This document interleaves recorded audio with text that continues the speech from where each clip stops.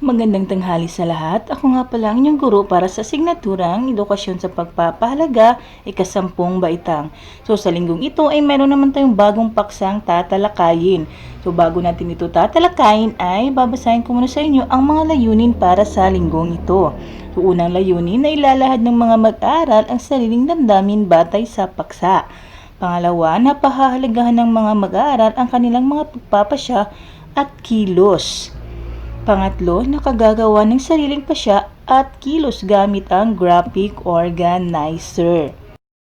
So, meron pang kasunod o karugtong na layunin na ipahahayag ang mga mag-aaral ang kanilang saloobin. Napahalagahan ng mga mag-aaral ang mga aral na makukuha sa paksa at ang huli ay nakasusulat ng sariling hakbang o pagpapaliwanag batay sa paksang tinalakay. So, yun ang mga layunin natin para sa kaapat na linggo ng ating talakayan. So, meron muna akong ibibigay sa inyo ng mga motibasyon o paganyak bago natin tatalakayin ang ating paksa. So, panuto mula sa mga larawan na nasa ibaba, suriin at ilarawan kung ano ang nakita o napansin sa mga ito. So, maaari nyo isulat sa inyong aklat, sa inyong mga kwaderno, ang inyong mga kasagutan o sa isang papel. Yan, ang mga larawang yan ay mayroong kaugnayan sa ating paksa na tatalakayin mamaya. So ngayon ang ating paksa ay likas na batas moral batay sa batayan ng kabutihan at konsensya at paghubog ng konsensya at ang huli ay mga antas ng paghubog ng konsensya. Mga gabay na tanong para sa ating talakayan. Una, ano ang kaugnayan ng konsensya sa likas na batas moral? Pangalawa, ano ang paghubog ng konsensya? Pangatlo, ano-ano ang mga antas ng paghubog ng konsensya? Pang-apat, ano ang una at ikalawang prinsipyo ng likas na batas moral? At ang huli ay bakit mahalaga ang paghubog ng konsensya? So yan ang ating mga gabay na tanong para sa ating talakayan o sa ating paksa sa linggong ito. Kaugnayan ng konsensya sa likas na batas moral. So ito ay karugtong ng ating paksa noong nakaraang linggo. So ang batas na ito ay gumagabay sa ating lahat na may rasyonal at intelektual na pag-iisip. Pinaniniwalaang ang likas batas na moral ay binigay sa tao noong siya ay likhain. Kaya sa pagsilang ng bawat isa sa atin ay mayroon na tayong konsensya. So ito ay sa dahilang nakikibahagi siya sa karunungan at kabutihan ng manlilikha. Katangian ng likas na batas moral. So una, objektibo, ang batas na namamahala sa tao na nakabatay sa katotohanan. Ito ay nagmula sa mismong katotohanan ang Diyos. So yan daw ang batas na objektibo, isa sa katangian ng batas moral. Pangalawa, pangkalahatan o universal sa Ingles. Dahil ang likas na batas moral ay para sa tao, sinasaklaw nito ang lahat ng tao. Nangyayari ito sa lahat ng lahi, kultura, sa lahat ng lugar, at sa lahat ng pagkakataon. Kaya nga tinatawag siya na pangkalahatan. Walang hanggan o eternal. Ito ay umiiral at mananatiling iiral. Ang batas na ito ay walang hanggan, walang katapusan at walang kamatayan dahil ito ay permanente. Kaya siya tinatawag na walang hanggan. So, di nagbabago o immutable. So, hindi nagbabago ang likas na batas moral dahil hindi nagbabago ang pagkatao ng tao or nature of man. So, maging ang layo ng tao sa mundo ay hindi nagbabago. So, ayon kay Lipio, sinusunod niya ang batas moral upang magawa ang mabuti, magkaroon ng paggalang sa kapwa at makipagtulungan sa mga taong binibigyan ng kapangyarihang pangalagaan ang kapakanan ng lahat. So para daw sa kanya ay sinusunod niya ang batas moral upang magawa ng mabuti at paggalang sa kapwa. Sa pamamagitan ng batas moral, kaya nating maihambing ang mabuti at masama dahil sa kalayaan, kaya rin natin gumawa ng mabuti at masama. Sa ating malayang kilos loob o free will, nakabatay ang paggawa ng kabutihan o kasamaan dahil konektado ito sa ating kamalayan at kalayaan. Hindi nagmumula ang batas moral sa eskwelahan kaya hindi tama ang argumentong tanging ang mga mag-aaral lamang ay nakakaalam ng kung ano ang moral sa kamalayan. Tama yan. So sa kabilang banda, sa paaralan pwedeng hulmahin ang pagiging moral ng isang tao. Nasa katauhan o pagkatao ng individual ang konsensya kaya't likas sa atin na mabuti ang dapat gawin at iwasan ang paggawa ng masama. So, tama yan. Dahil nga, likas na sa ating mga tao at nasa atin na ang ating konsensya simula tayo ay ipanganak. So, kailangan niyang gawin ang mabuti dahil ito ay nakaukit na sa kanyang pagkatao. Sa makatuwid, ang konsensya ng tao kung saan nakalapat na ang likas na batas moral ay ginagamit na personal na pamantayang moral ng isang tao. So, ito ay tama dahil nga na kailangan nating maging mabuti sa ating kapwa o gumawa ng mabuti. So, ang unang prinsipyo ng likas na batas moral. Una, gawin ang mabuti, iwasan ang masama. Hindi ito nakikisabay sa pagbabago ng panahon o nakabatay sa pangangailangan ng sitwasyon.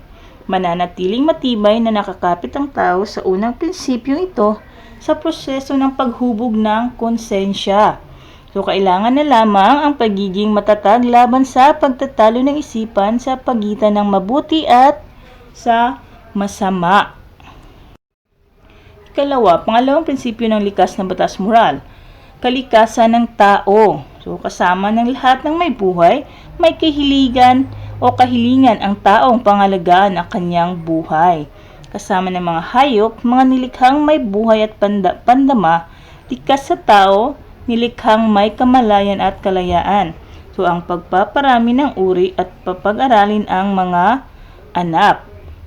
Then, bilang rasyonal na nilalang, may likas na kahilingan ang tao na alamin ang katotohanan at mabuhay sa lipunan. Paghubog ng konsensya. Makatutulong sa proseso ng paghubog sa konsensya ang pagsasagawa ng mga tiyak na kilos bago ang pagsasagawa ng pasya.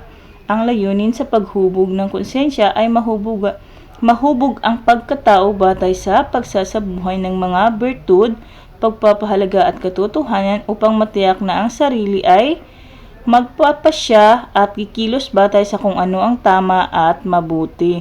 So, dapat tayo ay maging isang mabuting nilalang sa ating kapwa upang tayo ay maging isang mabuting modelo sa ibang tao sa mga kabataan. So, upang higit na mapaunlad ang paghubog ng konsensya, makabubuti na humingi ng paggabay sa sumusunod.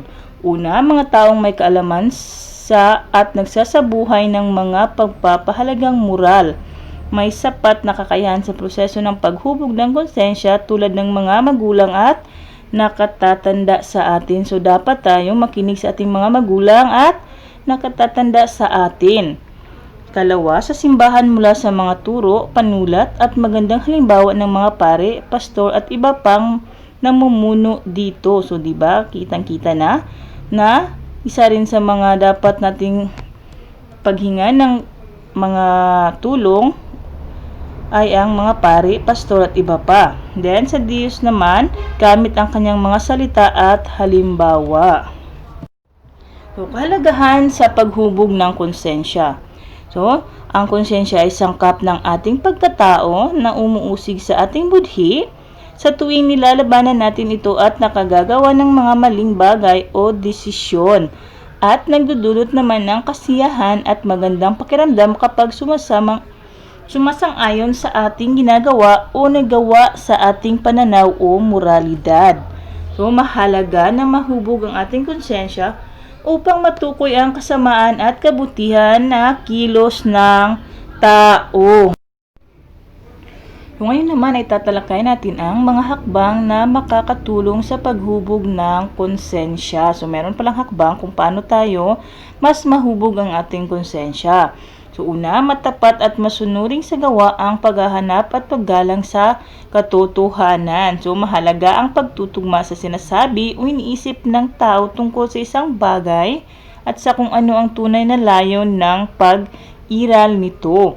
Ikalawa, hinuhubog natin ang ating konsensya kapag kumikilos tayo ng may pananagutan. So, dapat natin tandaan ang mga hakbang na ito.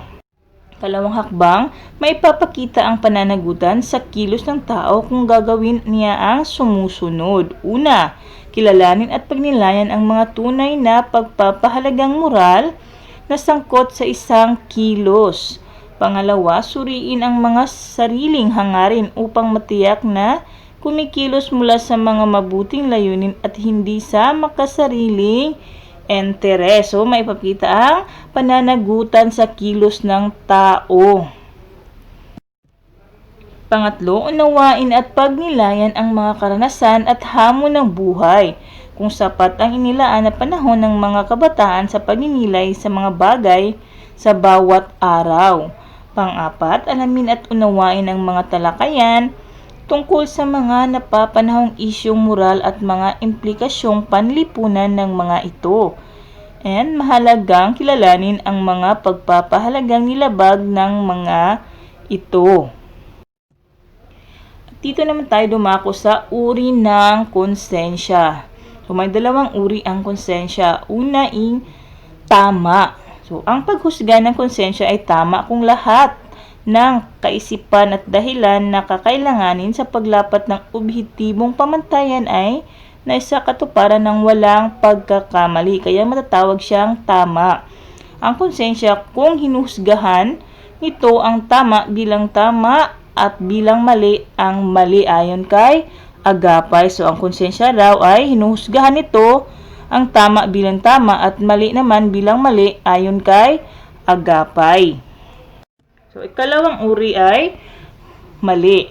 So, ang paghusga ng konsensya ay nagkakamali kapag ito ay nakabatay sa mga maling prinsipyo o nailapat ang tamang prinsipyo sa maling paraan. So, tama ang kanyang sinabi. So, madali mong malalaman kung ikaw ay nakagawa ng mali dahil nga sinasabi ng konsensya mo na ang ginawa mo ay mali.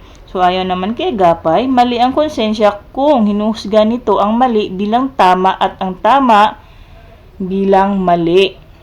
So, parang binabaliktad mo ang tama at ang mali. Ayon kay Agapay. So, ang mga sumusunod ay antas ng paghubog ng konsensya. So, tatalakayin na naman natin ang mga antas. So, unang antas. Antas ng likas na pakiramdam at reaksyon. So, nagsisimula ito sa pagkabata dahil hindi pa sapat ang kaalaman ng isang ukol sa tama at mali. Mabuti o masama, umaasa lamang siya sa mga paalaala, paggabay at pagbabawal ng kanyang magulang. Dito niya binabatay ang kanyang kilos, gagawin ng isang bata ang lahat ng kanyang nais na hindi na gawin hanggat walang pagbabawal mula sa mga taong nakatatanda sa kanya. Sa ganitong pagkakataon, sa labas nagmumula ang pagpipigil sa kanyang moralidad. Kaya, di ba, bata pa tayo, hindi pa natin alam ang masama at mali sa ating mga kilos kung hindi tayo pinagsasabihan ng ating mga magulang. Kaya dapat ay, ulitin ko, makinig sa mga magulang at nakakatatanda. Pangalawa, antas ng superego. Habang lumalaki ang isang bata, malaki ang bahagi ginagampanan ng isang taong may awtoridad sa kanyang mga pasya at kilos. So, ang ating mga magulang ang may malaking papel na ginagampanan para sa paghubog ng ating konsensya. At ang awtoridad na ito ang nagpapagtakbo ng kilos moral ng isang bata. Sa yugtong ito, umiiral ang superego, ang mga pagpapalagay at utos ng magulang at taong makapangyarihan na nasa loob na ng tao kasama ng mga ipinagbabawal ng lipunan at nakaimpluwensya sa isang tao mula pa sa pagkabata. Sa paglipas man ng panahon, nagiging bahagi na ng isip ang mga pagbabawal na ito nang hindi namamalayan. So habang ikaw ay lumalaki, nalalaman mo na kung ano yung mali at hindi dapat gawin upang ikaw ay mapabuti at upang mahubog ang iyong konsensya. So pangatlo, konsensyang moral. Sa konsensyang moral naman ay sa patuloy na paglipas ng panahon, nalalagpasan ng isang bata ang taong may otoridad at unti-unti na siyang namumulat sa pananagutan. So malalaman mo na kung ano ang iyong pananagutan sa buhay o sa inyong tahanan. So alam na niya kung ano ang tama at mali at nararamdaman niya ang epekto sa kanyang sarili ng pagkiling sa mali at sa masama. So malalaman mo na kung ano ang iyong kamalian kapag ikaw ay nakagawa ng mali. So nararamdaman na hindi niya dapat ginawa ang isang bagay na mali, hindi lamang dahil ipinagbabawal ito ng kanyang mga magulang, kundi nakikita niya mismo ang kamalian nito. So makikita mo na kung ano ang magiging dulot na masama sa iyo kapag nalaman mo kung anong iyong ginawa o aksyon na gagawin. Kaya malalaman mo na kung paanong umiwas sa pagkakamaling iyon bago ka gagawa ng kilos. So mahalagang simulan mula pagkabata pa lamang ang paghubog ng konsensya tama. Makatutulong ito upang hindi siya magkamali sa kanyang paghusga ng mabuti at masama sa hinaharap. So ang layunin sa paghubog ng konsensya ay mahubog ang tao batay sa pagsasabuhay ng mga bertud, pagpapahalaga at katotohanan upang matiyak na ang sarili ay magpapasya at kikilos batay sa kung ano ang tama at mabuti. So, mga gabay upang higit na mapaunlad ang paghubog ng konsensya. Makabubuti na humingi ng paggabay sa sumusunod. So, ito naman ay mga gabay upang mas higit na mapaunlad ang iyong paghubog sa konsensya. Una, mga taong may kaalaman at pagsasabuhay ng mga pagpapahalagang moral, may sapat na kakayahan sa proseso ng paghubog ng konsensya tulad ng mga magulang at nakatatanda. Pangalawa, sa simbahan mula sa turo, panulat at magandang halimbawa ng mga pare, pastor at iba pang namumuno at sa Diyos gamit ang kanyang mga salita at halimbawa. Sa proseso ng paghubog ng konsensya, ay gamitin ng mapanagutan ang sumusunod. So, dapat din mayroon ding proseso ang paghubog ng konsensya. Una, isip sa pamamagitan ng pag-aaral, pagkatuto, pagtatanong, pag-alam at pagkuha ng mga impormasyon, paghingi ng payo, panalangin, pagkakaroon ng kahandaan sa nabaguhin ang nalalaman ng isip, pagiging maingat sa pagpapasya sa kung ano ang pinakamabuting kilos na narapat gawin, at pang-unawa sa bertud. So yan ay ang isip. Unang proseso ng paghubog ng konsensya ay nagmula sa iyong isip. Ikalawa, kilos loob sa pamamagitan ng pagpili, pagpapasya at pagkilos tungo sa kabutihan at pagninilay kung ano ang nabubuong pagkatao sa sarili ay patungo sa paglinang ng pagka-personalidad mo bilang isang bata o isang tao. So, ang pangatlo ay puso. So, panalangin, pagkakaroon ng mas malalim na kakayahan sa pagkilala ng mabuti laban sa masama, kahandaan sa mas piliin ng mabuti. Pang-apat ay ang kamay. So, palaging isa kilos ang ginagawang pagkiling o pagpili sa mabuti. Pagkakaroon ng pananagutan sa anumang kilos, pagsasabuhay ng mga bertud at pagpapahalaga, pakikihalubilo sa mga taong tunay na sumusuporta sa paghubog ng mga moral na pagpapahalaga. So, mahalagang katagaan na hango mula sa aklat ni Lipio taong 2004. So, ang ating mga pagkabigo ay daan tungo sa ating pag-unlad. Tinatawag tayo upang maging ganap na salita at gawa. Kung ano tayo at kung ano ang magiging tayo ay nakasalalay sa ating moral na gawain. Ang mga gawain ito ay humuhubog sa ating pagkatao, pag-uugali at buong buhay. So ang katagang ito ay nag-iwan sa atin ng isang mahalagang mensahe. Lalo na sa sinabi niya na ang ating mga pagkabigo ay daan tungo sa ating pag-unlad. So kapag tayo ay nakagawa ng masama, di ba? Sisikapin nating bumawi sa ating nagawang kasamaan. At dahil doon ay nagagawa na nating hubugin ang ating pagkatao, pag-uugali at buong buhay bilang isang ganap na mabuting tao sa iba. So ang ating paksa ay magtatapos dito sa dito sa tungkol sa kataga ni Lipyo.